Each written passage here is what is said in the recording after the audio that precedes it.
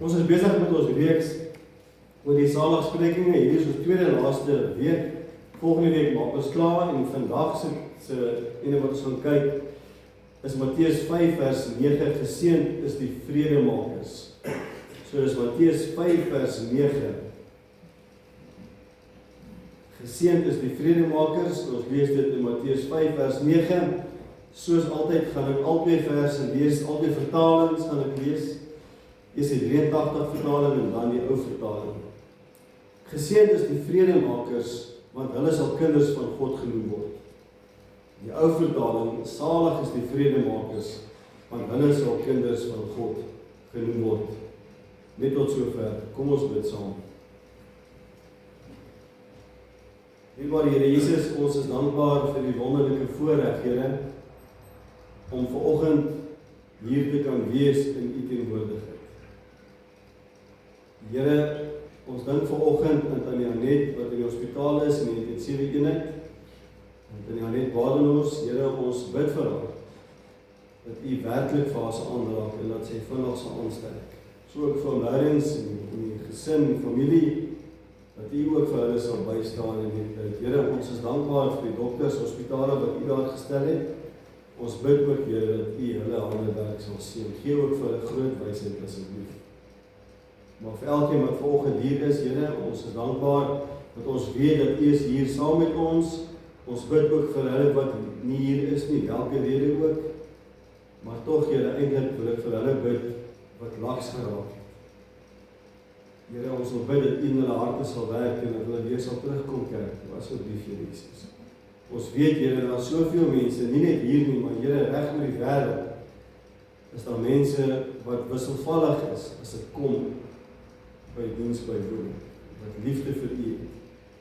So bid dat U in hulle harte sal werk, dat U vir hulle sal trek, Vader, dat hulle hulle eie verlorenheid sal raak sien en sal besef hulle het 'n verantwoordelikheid teenoor U. Maar dankie, Here, dat U 'n genadige God is. En kom, Here, en word U verheerlik. In Jesus naam bid ons dit. Amen. So ons almal weet, ons leef in 'n wêreld waar daar baie konflik is. Kan ek gou vra, is daar iemand hier wat nog nooit met enige iemand konflik gehad het? Nee, ek glo dit nie vir 'n minuut nie, pa. My skoonpa lig sy hand op. O, presies. Dit het help my so veel. Ek weet dit vir 'n feit, want hy is met my skoonma getroud. So in die wêreld van vandag is daar baie konflik. Daar's konflik in gesinne, daar's konflik in gemeenskappe, daar's konflik tussen lande. Dis nie 'n nuwe ding nie. Maar ons as kinders van die Here, wat belangrik is vir ons moet weet waar daar mense is daar altyd konflik. En wat belangrik is, dat ons konflik in liefde sal hanteer. En hierdie vers kom die Here Jesus, en hy sê vir ons, ware geluk en seën kom juis nie uit twis nie, maar deur vredemakers. So hierdie vers is nie 'n oproep om vrede te hê nie. Want baie mense sê, jy moet net solank jy innerlike vrede het, dan is jy alright. En dis 'n halwe waarheid. Hierdie gedeelte sê, geseënd is die vredemaker. So hierdie is 'n oproep dat jy 'n vredemaker sal wees, dat jy vreedsaam sal wees en in vrede sal lewe met alle mense. En dit is baie keer vir baie van ons 'n uitdaging. Want baie keer gebeur dit in ons lewe dat mense jou te nakom en jy word kwaad vir mekaar. Selfs in die huwelik word mense baie keer vies vir mekaar, want ons is mense. Want geen mens is volmaak nie, net die Here Jesus is volmaak. Ek wil 2 verse vir julle lees. 1 Korintiërs 11 vers 16. Maar as iemand meen om twisgierig te wees, ons het nie so 'n gewoonte nie, en ook nie die gemeentes van God nie. So hier kom Paulus en hy skryf vir die gemeente in Korinthe, hy sê, hoor hierso, julle moenie die gewoonte hê om twisgierig te wees nie, want dit hoort nie by 'n kind van die Here nie. Julle weet wat beteken twisgierig, iemand wat heeltyd net wil rusie maak. En die tweede ene is Spreuke 29 vers 22. 'n Onvrede mens veroorsaak rusie. Iemand wat kort van draad is, doen sonde op sonde. So wanneer die Here Jesus sê, geseënd is die vredemakers, want aan hulle behoort die koninkryk van God, dan bedoel hy letterlik, geseënd is jy, gelukkig is jy, as jy 'n vredemaker is. Want dan sal jy 'n kind van God genoem word. Nou die implikasie daarvan is, beteken dan, dat jy, eendag as jy jou laaste asem uitblaas, dan sal jy by die Here wees. Want jy is dan 'n kind van God. Dan ontvang jy die ewige lewe. So ek wil begin, by ons heel eerste punt, die Here Jesus was 'n vredemaker gewees. Die Bybel is baie duidelik daaroor, ek wil 'n paar verse vir julle lees. Romeine 16 vers 20. God, wat vrede gee, sal die Satan spoedig onder julle voete verpletter. Die genade van ons Here Jesus is by julle. En dan volgende julle 1 Tessalonisense 5 vers 23. Mag God, wat vrede gee, julle volkome aan hom toegewyd maak en julle geheel en al na gees, siel en liggaam so bewaar, dat julle onberispelik sal wees, wanneer ons Here Jesus Christus weer kom. So met ander woorde, dit is baie duidelik, dat die Here Jesus is 'n vredemaker. Maar nog meer as dit, die Bybel leer ook vir ons, in Johannes 14 vers 33, dat hy is 'n God van orde en van vrede, maar nog meer as dit, die Bybel leer ook vir ons, dat die Here Jesus het vrede gebring tussen God en mens. Ek wil julle so 'n paar verse lees, ek het dit nie opgesit nie, dis te veel om op te sit. Efesiërs 2 vanaf vers 14. Christus is ons vrede. Hy wat die twee, Jode en nie Jode, een gemaak het, deur sy liggaam te gee, het hy die vyandskap afgebreek wat vroeër soos 'n muur skeiding gemaak het. Die wet van Moses met al sy gebooie en bepalings het hy opgehef, en deur vrede te maak, het hy in homself die twee, Jode en die Jode, tot een nuwe mensheid verenig. Deur sy dood aan die kruis het hy 'n einde gemaak aan die vyandskap en die twee met God versoen tot een liggaam verenig. So baie duidelik is hier daaroor, dis ongetwyfeld, weet ons, dat die Bybel leer, dat die Here Jesus was 'n vredemaker. Hy's 'n vredemaker gewees. Hy's 'n God van orde en van vrede. Hy het vrede gebring tussen God en mens. Maar wat baie interessant is, vrede is ook een van die vrugte van die Gees. So met ander woorde, as jy 'n kind van God is, dan woon die Heilige Gees in jou, en een van die vrugte van die Gees is vrede.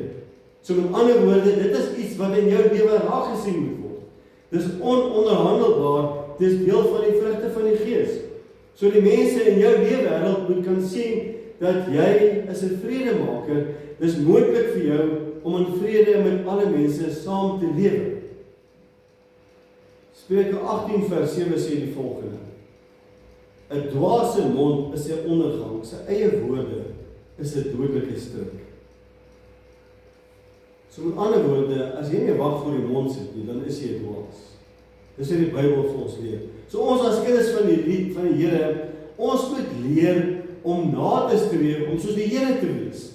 Nou baie mense het baie vinnig die verskoning te sê, wag net 'n bietjie, hoe kan jy so iets sê?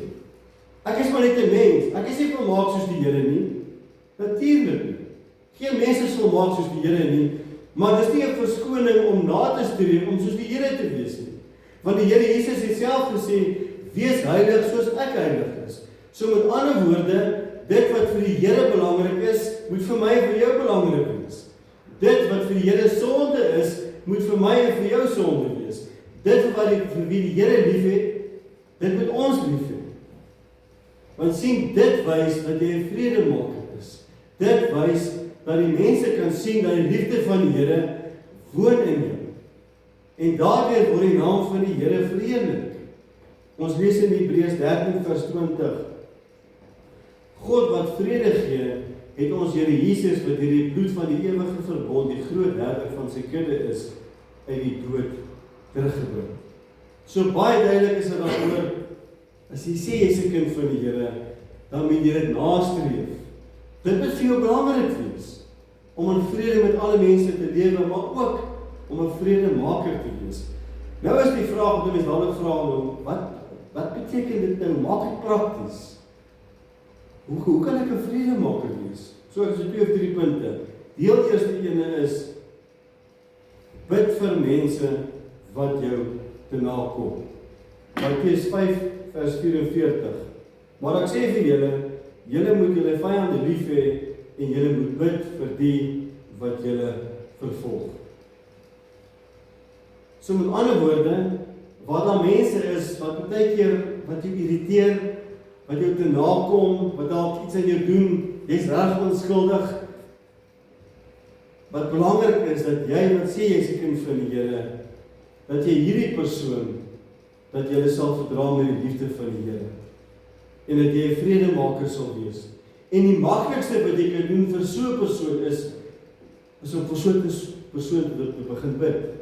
Begin bid vir daardie persoon wat jou te nagekom het. Bid dat die Here daardie persoon sal seën en hom of haar vir hom goed sal wees. Want jy gaan sien, as jy dit gaan doen, dan verander dit jou gesindheid teenoor daardie persoon. Want jy sien, ons as mens, wat is ons eerste reaksie as iemand jou te nakom? Wat is jou eerste reaksie? Jy wil terugbeklei. Jy wil iets terugsit. Want jy voel nou seer gemaak en nou voel jy, maar hoor jy so, ek moet iets terug doen. Filippense 4 vers 5, die ou vertaling sê, laat julle vriendelikheid net aan die mense bekend word wat in julle goed doen. Dis nie wat daar staan. Laat julle vriendelikheid aan alle mense bekend word. Die Here is naby. So met ander woorde, my en jou wat sê ons as kinders van die Here, ons vriendelikheid moet aan alle mense bekend word. Weet jy wie is alle mense? In die grondtaal hierso beteken alle mense letterlik almal. So met ander woorde, my en jou vriendelikheid moet aan alle mense bekend word. Dit is baie maklik om aan iemand vriendelik te wees of vrede te hê met iemand wat vir jou goed is. Iemand van wie jy hou. Maar wat maak jy met iemand wat jy nie van hou nie? Die Bybel sê ook, lewe in vrede met alle mense. So selfs daardie persoon wat vir jou uitdaging is, selfs daardie persoon moet jy verdra met die liefde van die Here. Want weet julle wat sê 1 Korintiërs 13? Die liefde bedek alles, glo alles, hoop alles en verdra alles.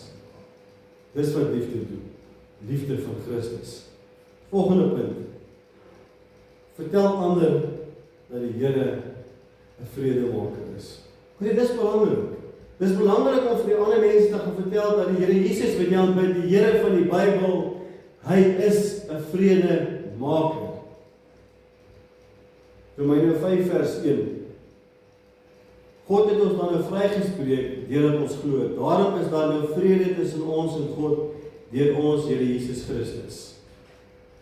So met ander woorde, jou as kind van die Here, jou doelwit moet altyd wees om 'n vredemaker te wees. Ons lees dit in die Psalm 34 vers 15. Bly weg van die kwaad af, doen wat goed is, soek vrede en jaag dit na. So met ander woorde, vertel die mense wie die Here Jesus is. Vertel die mense wat hy doen. Want jy sien die oomblik as jy dit doen, dan is jy 'n vredemaker. En 'n vredemaker is iemand wat mense ophou. Nie iemand wat mense afbreek nie. 'n vredemaker is iemand wat met die liefde van die Here Jesus mense met respek en die liefde van die Here behandel. En baie keer sukkel ons daarmee. Baie keer is dit nie altyd so maklik nie. Maar dan bid jy en jy vra die Here om jou te help om geduldig en in vrede met mense te handel. Want jy sien die oomblik as jy dit doen, dan wys dit jy's 'n vredemaker. En dan wys dit ook vir die wêreld daar buite dat jy's ernstig want jy die Here waarlik lief bo alles. Nou 'n baie interessante vers wat mense baie keer uit verband trek is Romeine 12 vers 18. As dit moontlik is, sover dit van julle afhang, leef in vrede met alle mense. Hoor mooi, as dit moontlik is, sover dit van jou afhang. So dit beteken, jy moet alles in jou vermoë doen. Maar partykeer is dit onmoontlik. Ek wil 'n voorbeeld doen. So as iemand 2 die oggend in jou huis inbreek, gaan dit bitter moeilik om dan 'n vredemaker te wees. Verstaan julle die konteks? So met ander woorde, doen alles in jou vermoë in die normale lewe om in vrede met almal saam te lewe. Maar baie keer gebeur dit dat dit werklik onmoontlik is. Daar is 'n gedeelte in Lukas 22 waar die Here Jesus vir sy disippels sê, luister jy, as jy nie 'n swaard het nie, gaan verkoop jou kleed en koop vir jou swaard. Hoor mooi die konteks wat ek bedoel is, baie keer is dit onmoontlik om in vrede met ander mense te lewe. Bedoelende, as hulle jou lewe bedreig, dan is dit moeilik. Want daar's mense wat sal sê, nee, jy moet die ander wang dra. Hulle haal daai gedeelte heeltemal buite konteks aan. So baie keer beloof vir jou, as iemand in jou huis inbreek en jy draai jou ander wang, dit gaan nie goed afgaan. Dit gaan regtig nie goed afgaan. So baie keer is dit nodig dat jy jouself sal verdedig en dis nie sonde.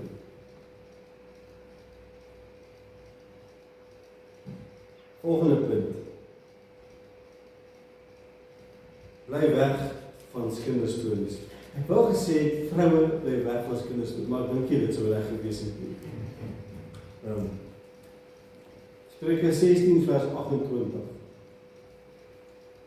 Iemand wat die waarheid verdraai, veroorsaak twis. Iemand wat skinder, bring verwydering tussen vriende. Nou, ongelukkig is dit so, dat mans en vrouens is ewe skuldig aan dit. Ek het jare hulle nog gesê, dis nie die vrouens wat skinder, maar dit is reg so. Ek het al baie keer gesien, dat mans kan net so goed skinder soos vrouens. Maar die feit bly staan, as jy 'n kind van die Here is, en iemand wil by jou kom skinder, weet jy wat met jou reaksie wees? Jou reaksie moet wees om te sê, nee, ek wil dit nie hoor nie. Bly weg van kinderstories af, moenie jou ore uitleen vir kinderstories nie, want die oomblik as jy dit doen, dan maak jy jouself skuldig daaraan. So as iemand by jou wil kom nuus aandra, stop dit en sê, luister ek wil dit nie hoor nie, want die sonde en dit hoort nie by 'n kind van die Here nie. Volgende punt. Bid dat die Here jou sal help om altyd vreedsaam te wees. Hoor jy so? Dis nie altyd maklik. Dis nie altyd maklik om in vrede net met jou vrou te lewe.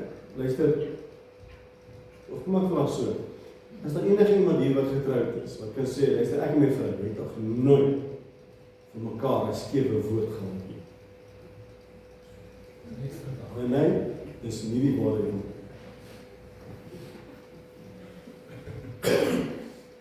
Daar is nie 'n getroude paartjie op hierdie aarde wat dit kan sê nie, want ons is nie volmaak nie.